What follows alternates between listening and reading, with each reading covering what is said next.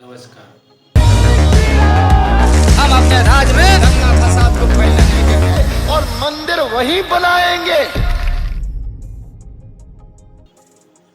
तो चलिए शुरू करते हैं। 500 ईसा पूर्व की बात है, जब किंगडम अयोध्या का जो राजधानी थी वो कौशल्या थी। तो ये राम मंदिर जो बनवाया था वो भगवान राम के बेटे कुश ने बनवाया था।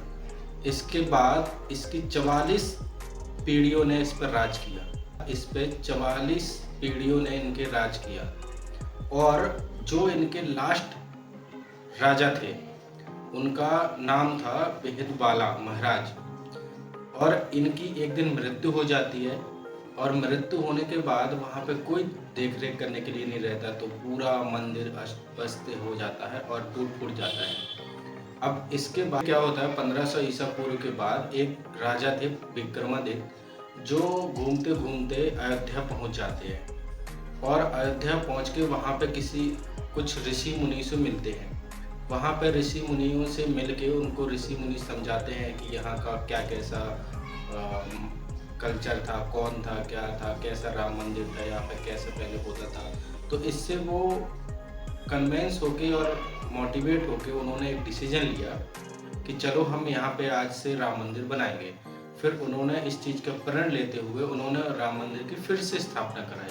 के बाद फिर राम मंदिर बन जाता है और जब इसके बाद वो राज करते हैं तो उसके बाद राजा आते हैं इब्राहिम लोधी, जो कि बाबर से युद्ध करते हुए हार जाते हैं। और बाबर क्या करता है कि सभी जितने हिंदुओं मंदिर थे जो भी थे वो सब तोड़वा देता है और फिर इसके बाद राम मंदिर की जगह तोड़वा के वो बाबरी मस्जिद की स्थापना करवाता है।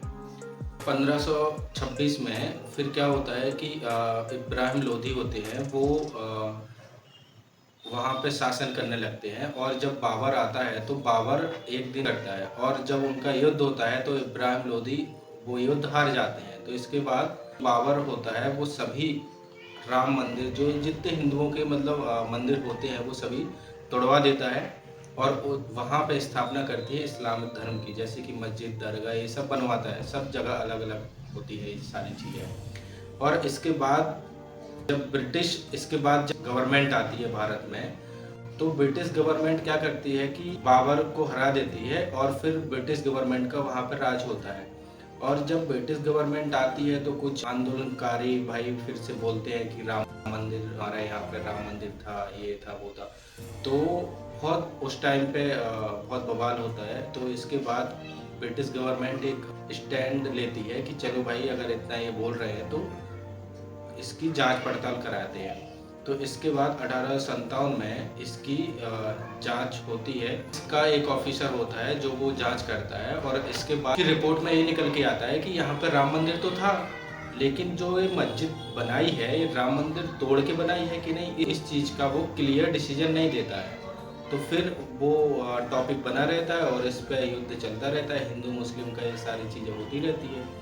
और इसके बाद होने के बाद ये सब खत्म होने के बाद एक दिन क्या होता है कि कांग्रेस की गवर्नमेंट आ जाती है। जब जवाहरलाल नेहरू होते हैं तो उन्होंने क्या सोचते हैं कि चलो अपनी सरकार है, अभी जैसा मुद्दा है उसको शांत रहने दो, नहीं तो हिंदू मुस्लिम का मुद्दा। तो ये सारी पॉलिटिशियन देखो अपने उसमें चलते रहते हैं और ये हॉट बना रहता है, गर्म रहता है ये टॉपिक। अब इसके बाद अटल जी आते हैं तो अटल जी फिर से मुद्दा छेड़ते हैं भाजपा और उस टाइम पे संगठन बनता है विश्व हिंदू परिषद, और विश्व हिंदू परिषद फिर केस करता है कोर्ट में। ये सारी चीज़ें चलती रहती है। फिर वहाँ पे एक हिंदू पक्ष आ जाता है और इसके बाद सुन्नी बोर्ड और विश्व हिंदू परिषद के बीच में एक केस चलता रहता है।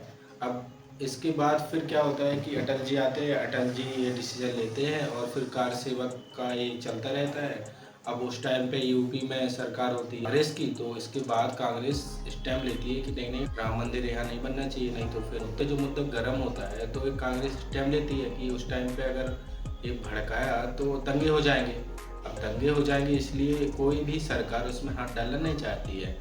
अब इसके बाद धीरे धीरे ये टॉपिक और गर्म होता जाता है और फिर दंगे चलने लगते हैं।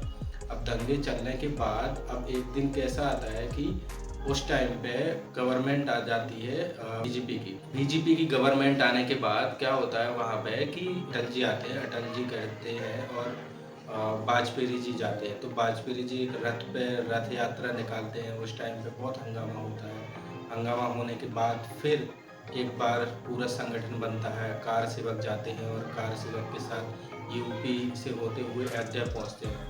उस टाइम पे जो गवर्नमेंट होती है वो स्टैंड लेती है कि अगर ये वहाँ पे गए तो दंगा हो जाएगा, और ये सारी चीज़ें बचाते हुए देखो उन्होंने डिसीजन लिया था।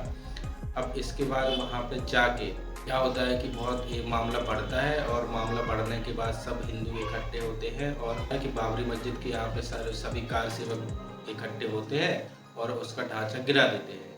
ढांचा गिराने के बाद फिर क्या होता है कि उस पर कोर्ट स्टे आ जाता है। कोर्ट में केस चलता है विश्व हिंदू परिषद और सुन्नी बोर्ड के बीच। अब एक दिन फिर क्या होता है, सुन्नी बोर्ड और निमोई अखाड़ा के बीच में केस चलता रहता है, और इसमें भी विश्व हिंदू परिषद भी बीच में घुस जाती है। अभी बीच में केस चलते फिर ये सारी चीज़ें देखो चलती घटनाक्रम में चलता रहता है। अब ये सारा घटनाक्रम होने के बाद फिर क्या होता है कि जब बीजेपी की सरकार आती है 2014 में, तो उस टाइम पे मोदी जी ऐलान करते हैं कि राम मंदिर हम यहाँ पे बनवाएंगे। तो इसके बाद सारी चीज़ें होती हैं, और होने के बाद अब लास्ट में क्या होता है 2019 में फिर से बीजेपी गवर्नमेंट आता है, लेकिन तिथि नहीं बताएंगे।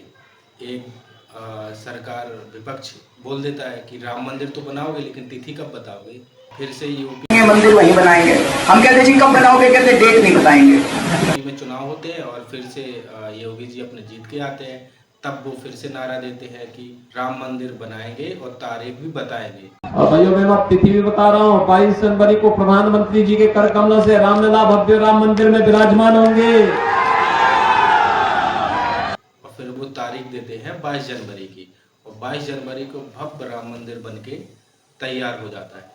और राम मंदिर तैयार होता है तो उसके बाद भी कुछ पॉलिटिशियन चलती है कि मैं नहीं इनवाइट किया, हमें नहीं बुलाया, और जिसको बुलाया है तो बोलते हैं कि ये लोग कौन होते हैं बुलाने वाले। ये सारी चीज़ें घटनाक्रम